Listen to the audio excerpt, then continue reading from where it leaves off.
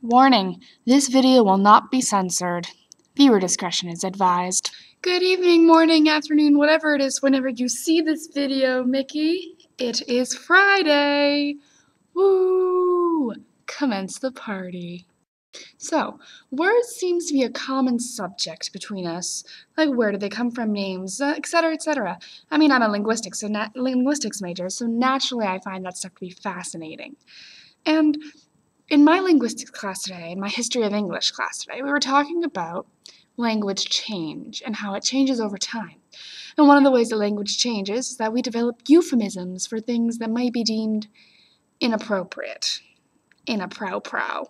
One of the things that fascinates me about language change is that words that are considered inappropriate today were the common term in Old English, Middle English. They didn't start becoming bad until early modern English.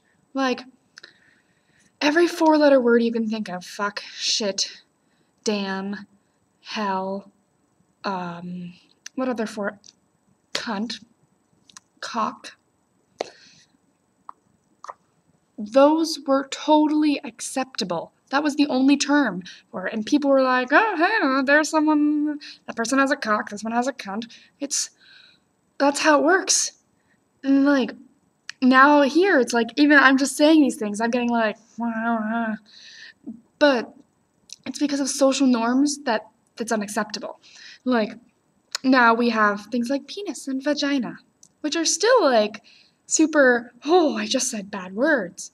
And when I was younger, I always thought that we created swear words. Like, we were just deemed this one word, oh, that's a bad sounding word, so it's going to mean something really bad.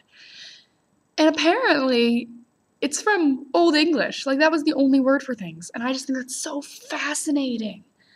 So fascinating. Ah.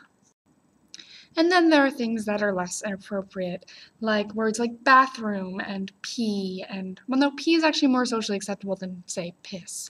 Anywho, bathroom, now we say restroom. Instead of saying someone died, we say they passed on, and instead of saying they're dead, we say they're deceased or dearly departed.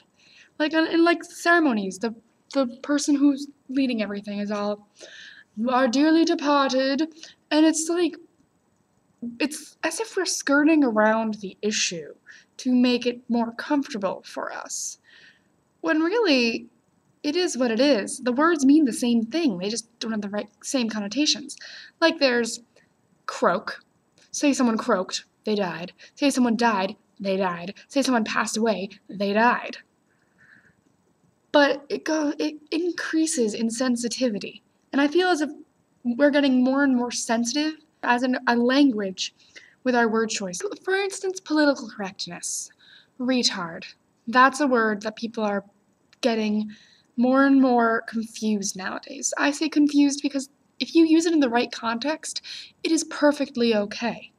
If you are retarded, you have a mental illness. You have a mental or developmental disability that slows you down. That's the definition of retard. That's the definition of retarded. It's not meant to be used as an insult. That's when it gets wrong. And I mean, I work with children with mental illness and developmental disabilities. I understand the impact that these words can have, and I know that they hurt. But at the same time, I do feel as if we are becoming more sensitive to things, and we keep developing euphemisms for things. Like, there used to be toilet. The bathroom we used to go in was toilet, and then we changed it to bathroom. And now people are being like, oh, you can't say bathroom, you must say ladies' room in public. It gets tiring, I suppose I could say.